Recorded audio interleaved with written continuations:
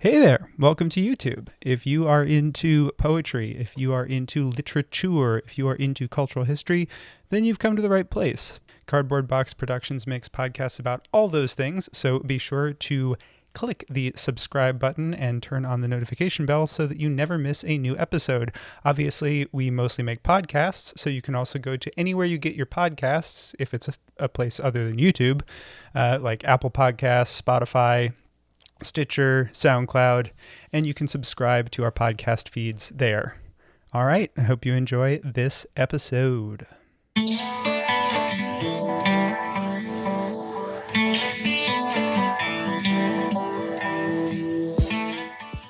Hello and welcome to Close Talking, the world's most popular poetry analysis podcast from Cardboard Box Productions Incorporated. I am co-host Jack Rossiter Munley, and with my good friend Connor McNamara Stratton, we read a poem, talk about the poem, and read the poem again. Before we get into today's selection, a quick note that if you like what we do here at Close Talking and have a spare minute of your time, it would mean the world to us if you would give the podcast a rating and review on Apple Podcasts. Those ratings and reviews help boost us up the algorithm and find new listeners. And if you have suggestions for future episodes or comments on this one, you can send us an email at closetalkingpoetry@gmail.com. And you can also find us on social media. On Twitter, the show is @CloseTalking. I am @Jack Rossiter Munn, and Connor is @ConnorM Stratton. On Instagram, the show is @CloseTalkingPoetry, and on Facebook, it's facebook.com/CloseTalking. We also have a website, closetalking.com, where you can find all the past episodes of the show, and Cardboard Box Productions has just launched a newsletter, Unboxed, and if you go to cardboardboxproductionsinc.com, you can subscribe for more behind-the-scenes stuff on Close Talking and all of the other literary and cultural history podcasts that Cardboard Box Productions makes. On with the show.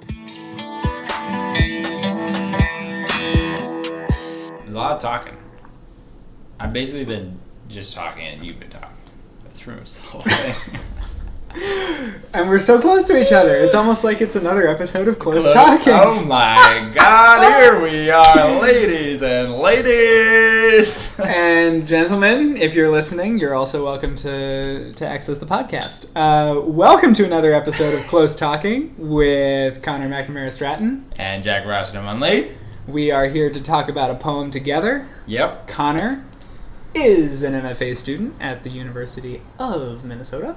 Jack is a freelance writer in New York City, Staten Island to be specific, although sometimes he ventures into Manhattan. Just a ferry ride away. Love Staten Island. I've been here only once, which is right now. So far, so good. Excellent. The poem that we're doing today is called Kids Who Die by Langston Hughes. So I'm going to read it. It's about as long as poems for this podcast get, so don't be terrified that it's a little lengthy. This is for the kids who die, black and white. For kids who die, certainly. The old and rich will live on a while. As always, eating blood and gold, letting kids die.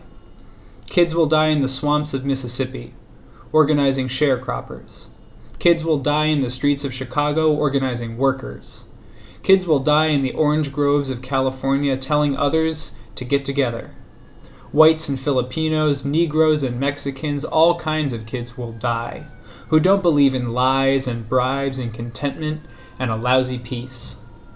Of course, the wise and learned, who pen editorials in the papers, and the gentlemen with doctor in front of their names, white and black, who make surveys and write books, will live on, weaving words to smother the kids who die.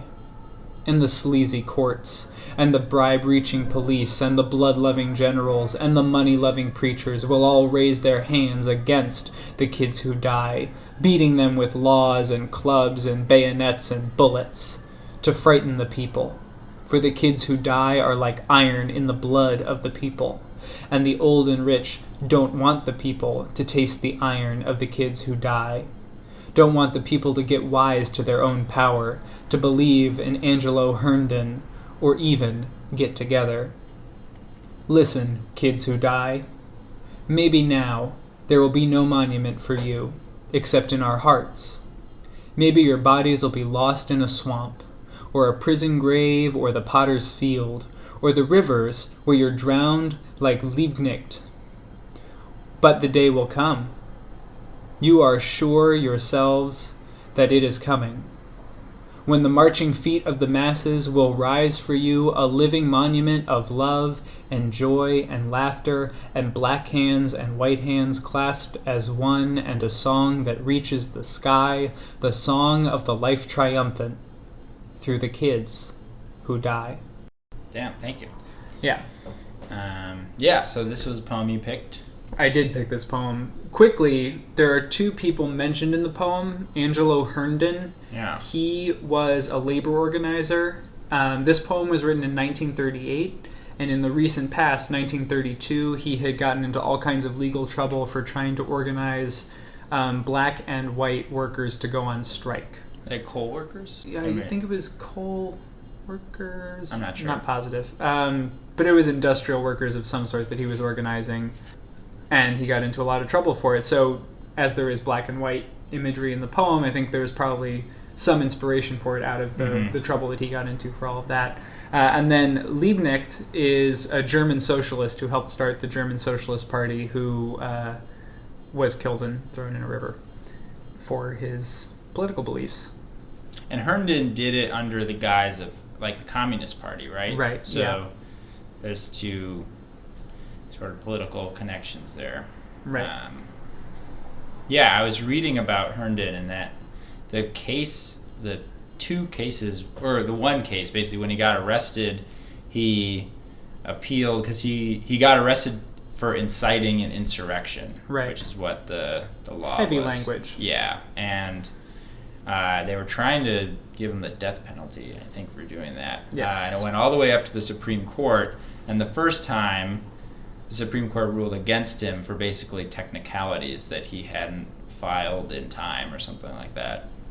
And then he appealed again, basically saying that the law itself that he had allegedly broken was like unconstitutional, that it was too vague and basically a dragnet for just to get people who they didn't like. Right. And that one did win when it went all the way up to Supreme Court and eventually won.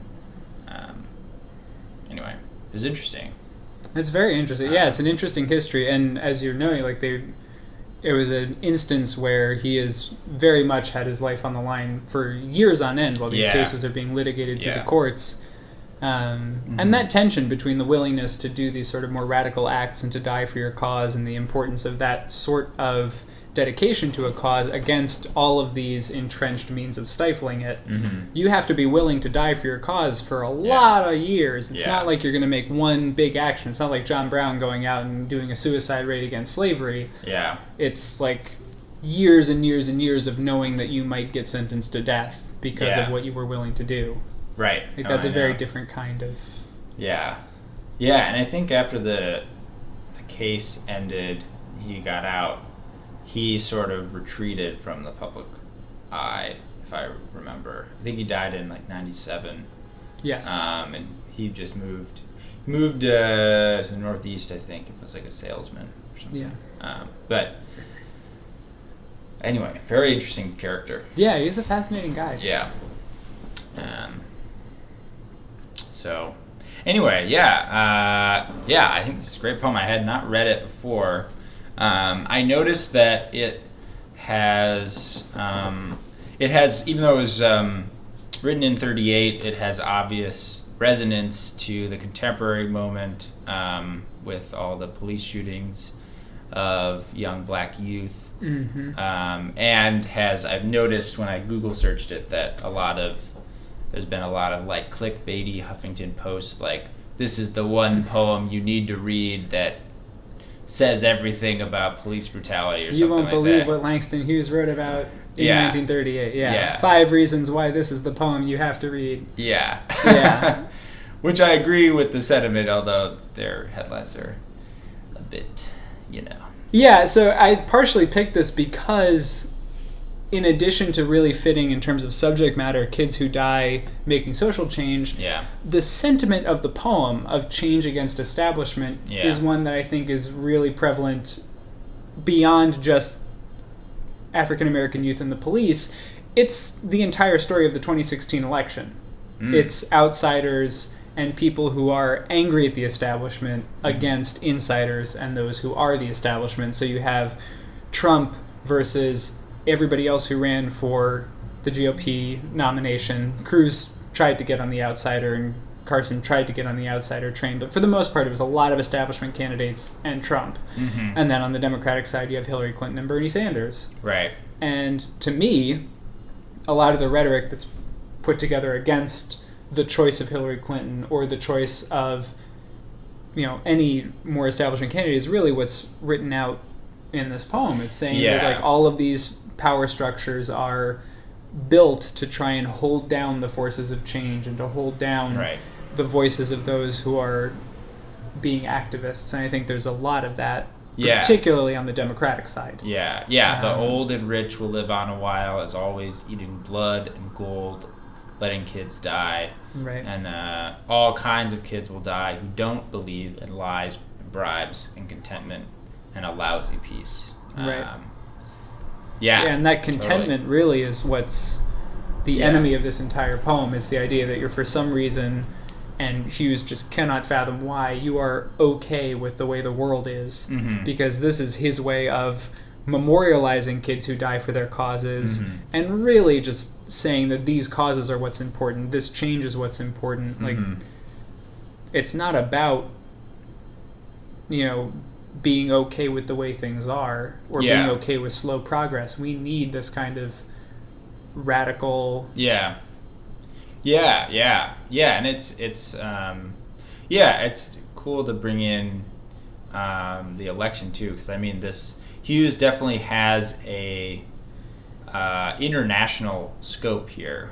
Kids will die in the swamps of Mississippi, in the streets of Chicago, in the orange groves of California, and he's referencing Herndon, but he also is referencing Liebknecht, who's not, that's the one international reference, but it's very, very wide reaching in terms of like subject matter. Right, and in terms of the touchstones he's reaching for, he's talking about this sort of international idea, and he puts it specifically to types of organization going on within the United States. The systems he's talking about could be anywhere: police, generals, preachers, courts, they could be any country, but it's pretty clear that he's going after... it seems to me that he's really trying to go after what's happening in the United States. But the idea is, if you are really going to put some power behind these kids who die, those systems that are oppressing everybody are going to start falling, and that we need to listen to these kids and value what they're doing. So the poem is broken up into 4 sort of moderately sized chunks. Stanzas, I guess. Chunks Getting real official with the terminology. There's a couple of poem chunks in here. I like chunks. Chunks are good. Anyway, so there's 4 stanzas in the poem. The first one, I guess, is sort of setting up the juxtaposition, saying who the poem is for and who it's against. So this poem is for the kids who die, and then immediately after saying who they are and that they're going to die, it talks about the old and rich who are going to have blood and gold. Then it gets into some specifics about where these kids die and what they're doing when that happens. Then it talks in more detail. So taking those 2 parts of the first one, the next stanza is about the first part, the kids who are going to die. The third, people, they're organizing, and they're doing it for these specific reasons in these specific areas to address specific injustices, and that their message is one of inclusion and togetherness. They want whites and Filipinos and Negroes and Mexicans. All these kinds of kids can die, and they believe in getting everybody together, and they're against the contentment and the status quo.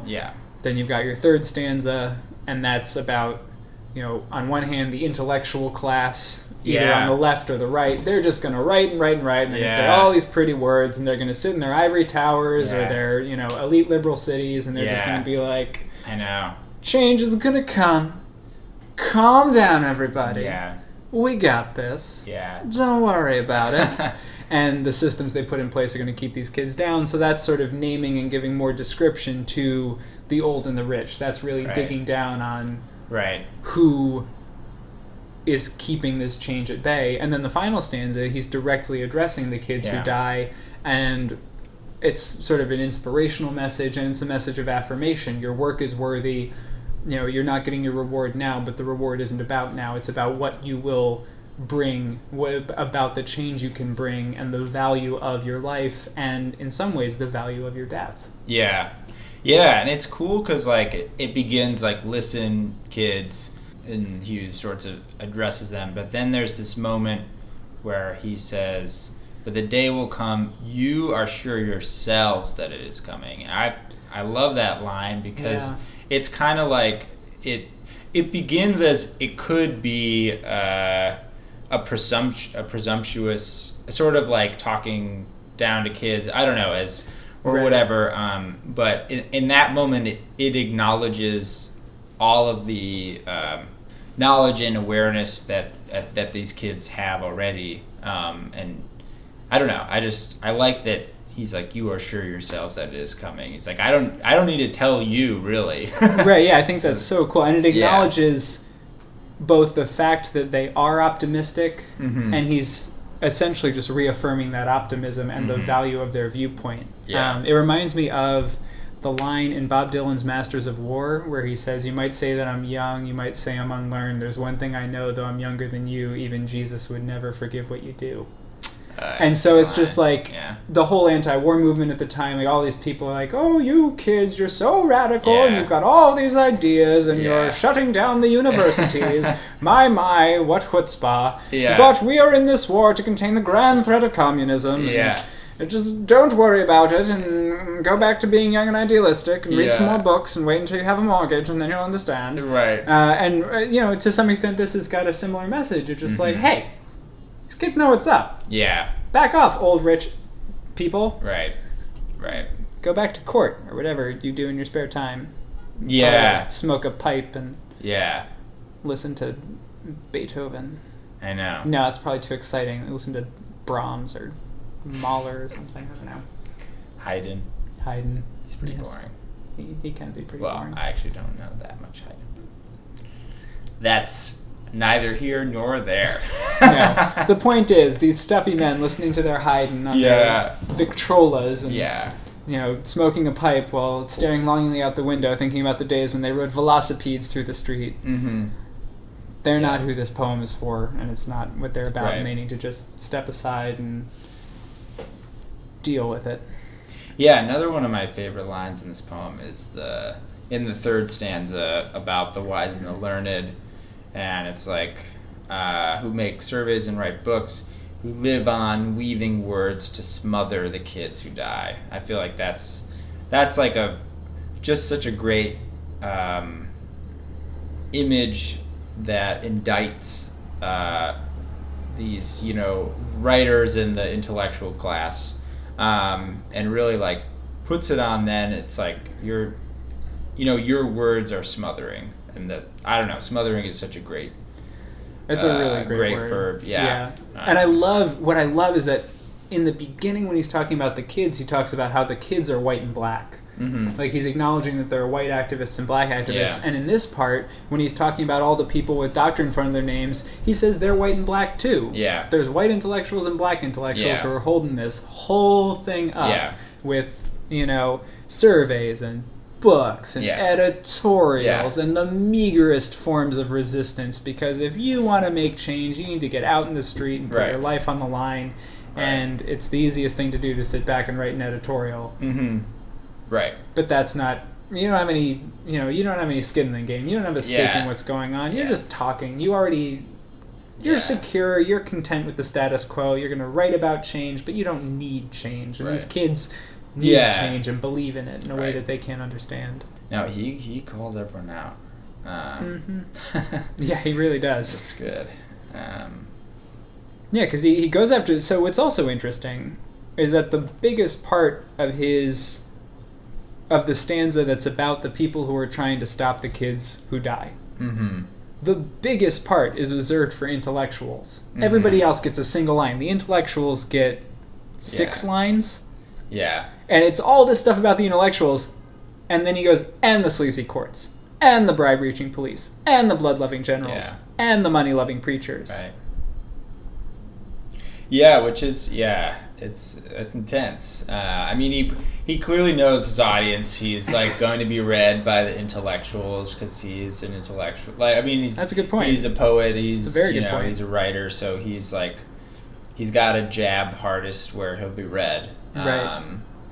But also, he also has to critique those that feel like they are doing good in a way that, I mean, obviously a preacher feels like he's doing good, but there is it does seem like Hughes senses a particular righteousness within the intellectual class. And I think he almost plays to it by then listing all the other ones, because if I had to guess, who are you going to write an op-ed about if you're interested in change, but you're not going out in the street like, oh, the courts are messed up, like, oh, police, generals, preachers, like, those are the subjects of these editorials. So he, like, tears down the intellectuals, and then he butters them up a little bit. He's like, don't worry, like, everything else is still a problem, and you're not wrong. Mm-hmm. Like, yeah, and the courts are an issue. They're pretty sleazy, and the police are taking bribes, and the generals, they just want to kill stuff, and the preachers, like, just in it for the money. How righteous are those dudes? But, like, he sort of puts that in very consciously after he's savaged his readers. Yeah. Later in that stanza, I also really like the line, for the kids who die are like iron in the blood of the people. Yeah, I know. It's intense. That's a really intense and neat line, I think. Yeah. And I love the idea that the idea, I guess, being the iron in the blood is what makes it strong. Right. And that strength of the people as a collective, he's very intent on the idea that the people as a collective are only strong when united.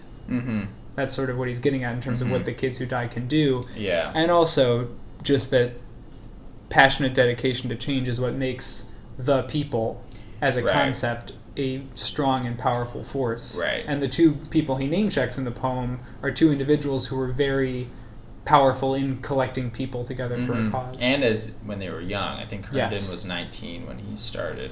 Yes. Yeah, and I love that iron in the blood. It's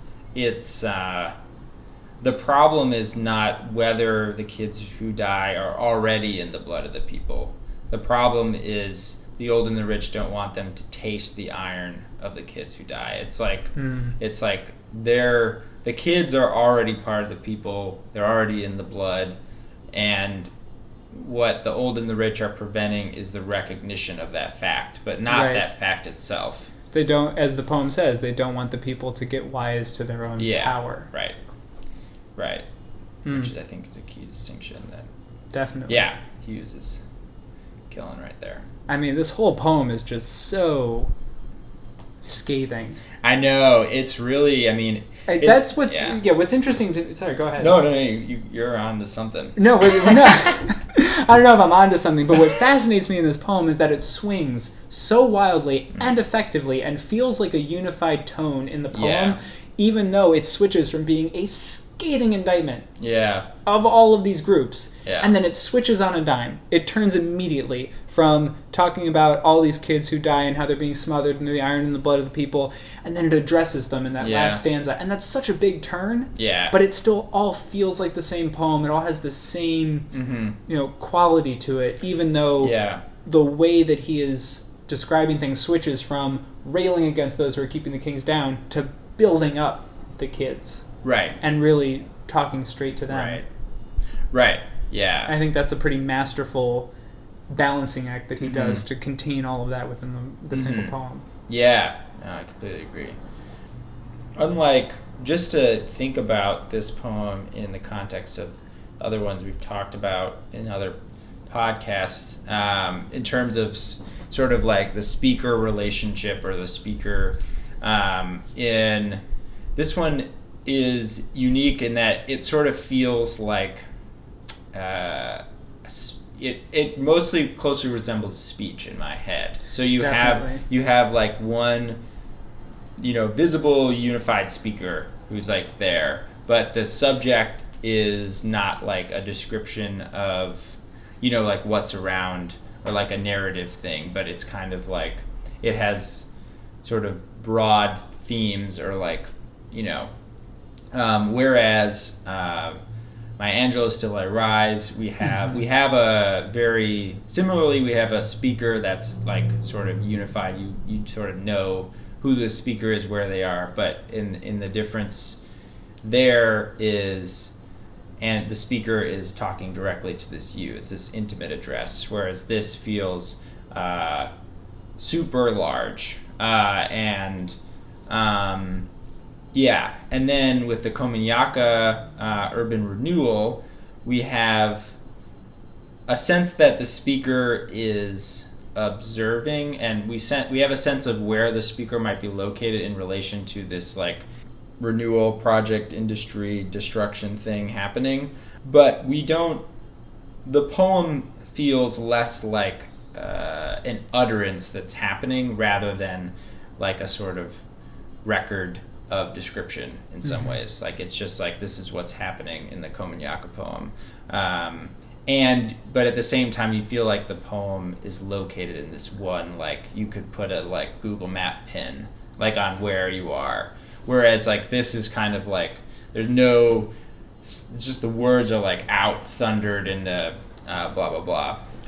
Which is sort of why, something we talked about with I Rise is that it gets used over and over again. Yeah. And there are I think there's some resonance between this and I Rise just in terms of absolutely. Really, the idea of these kids trying to rise up and Absolutely. the forces trying to keep them down. Yeah. But one of the reasons that this poem comes out in the wake of police shootings of kids who are dying is just the universality of it. Yeah. And there are specific incidents mentioned, and there are specific activist leaders and activist causes mentioned, but the thrust of the piece, and particularly that final stanza addressing the kids specifically, is a very universal message that really does carry it onward. Yeah, and I think what makes it both universal but has that, I feel, is a sort of the devastating edge, is the last line is like, well, it begins with this is for the kids who die, black and white, for kids will die certainly, and that certainty is awful, but he never lets go of the certainty. And I feel like there's a moment in the last stanza where I, as a reader, was like, maybe Hughes is going to conclude that like once, this change happens or whatever, the system is taken down, then the kids won't be dying or something. That's kind of like the thing. But the poem ends, and a song that reaches the sky, the song of the life triumphant through the kids who die. It's like there's never an instance where there's the word kids where it's not followed by who die in this poem. Yeah, or will die. Or will die. So the determinism is just reiterated over and over again, and he even explicitly says, you yourself know that change is coming, but it's coming through death. Yeah, he makes sure to hit that over and over. Yeah, so that's like, it's pretty bleak. It's heavy. But that I think is to Hughes's credit that like, the last stanza does not turn into some sort of like naive fluff that's like, but maybe it'll get better or whatever. It's like, maybe it'll get better, but people are still going to be dying. Kids are still going to be dying. The world will get better, but the specific means of that happening is never going to change. Yeah. Like, it's, in fact, necessary for the world to get better. Song of the life triumphant through the kids who die. Through is such a intense word there. It's not happening adjacent to kids dying. The song is coming through the death of these kids. I don't want to be that guy. Uh-oh. But I'm going to be that guy for just a second, because he happens to reference two communists, and Marx existed, and wrote... Can someone check on that? Yeah, if any of you want to fact check, please let me know. I think Marx was a real person. But anyway, Marx, heavily influenced by German philosopher Hegel. Hegel's big thing is the dialectic, so there's a thesis, there's an antithesis, and through that there is a new thesis when they are resolved. Synthesis. There's the synthesis. And to me, at least, reading those last few lines, and a song that reaches the sky, the song of the life triumphant through the kids who die. Yeah. You have, to me, a Yeah. hint at the dialectical progression of history, Yeah. which is a very important component of Marx. I was just that guy. I said a lot of douchey stuff. Everybody. Apologies, everyone, to our listener out there. Please tune in next week. I promise not to mention anyone from Germany.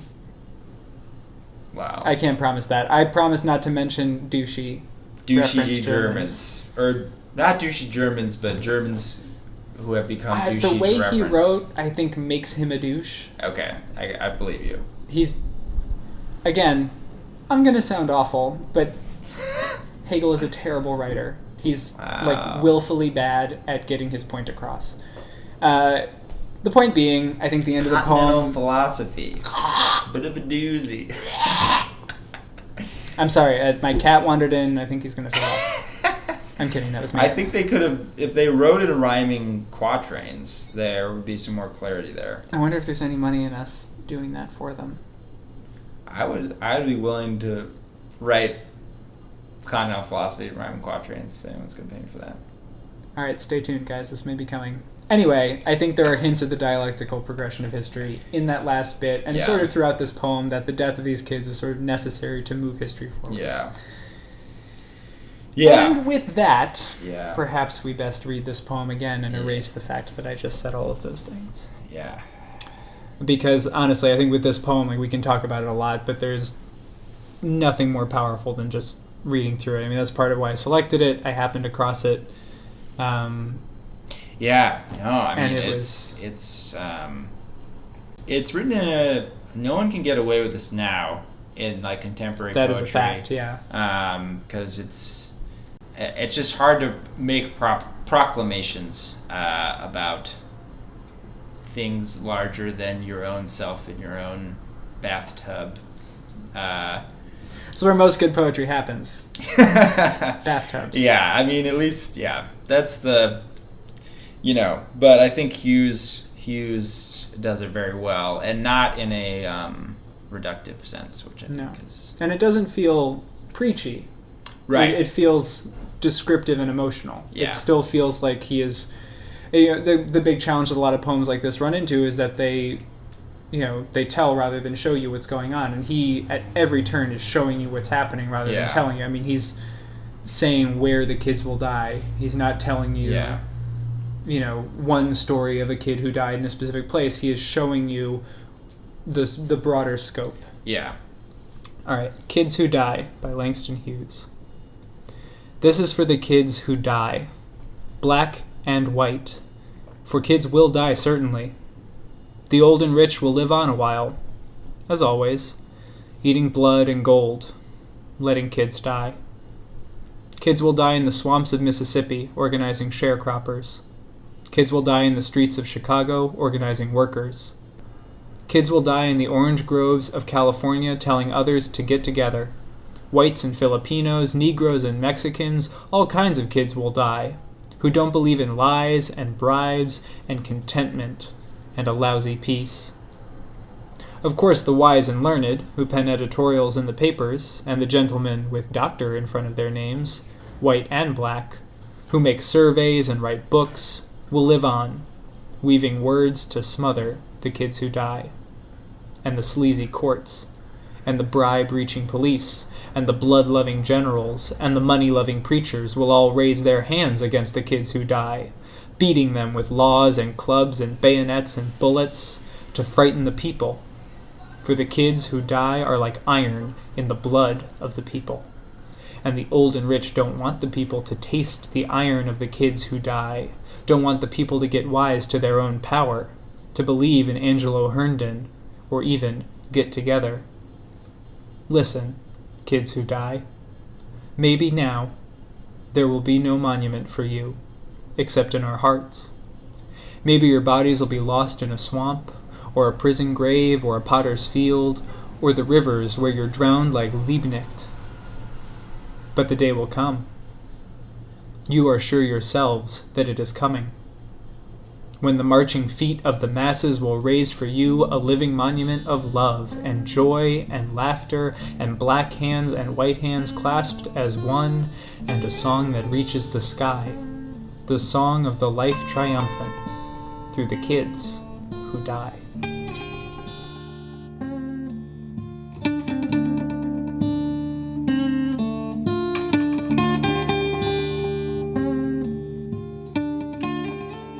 This is co-host Jack Rossiter Munley. Thank you so much for listening. If you enjoyed this episode, head on over to Apple Podcasts, leave a review. 5 stars maybe? Those reviews help with the algorithm and are a great way for us to find new listeners. And you can put anything in them. You can write whatever you want. You can just say, oh, this is a good podcast. I like this podcast. You could be like, hey, that Connor guy, he makes a lot of good points. Jack, why is he doing this outro so long? Get him off the mic. And whatever you feel like writing, head on over there, 5 stars, drop in the review. Do you have thoughts about this poem? Is there a poem or poet you'd like us to cover on a future episode? Well, we'd love to hear from you. And there are tons of ways that you can get in touch with us. I mean, I guess you could drop it into an iTunes review. You could be like 5 stars. Hey, why don't you talk about insert name of poet here? But you can also send us an email. That's probably the best way to do it. closetalkingpoetry@gmail.com is our email address. Or you can find us on Twitter. I am at Jack Rossiter Munn. Connor is at Connor M. Stratton. And the show is at Close Talking. On Instagram, you can find us there too. We are at Close Talking Poetry. And we are on Facebook at facebook.com/Close Talking. We haven't gotten to TikTok yet, and we might never. Who knows? Anything is possible. Speaking of all those social media platforms, a very special thank you to our incredible social media manager, Corey Chena, who keeps us active across the internet. And a thank you to all of you for listening. We will see you next time.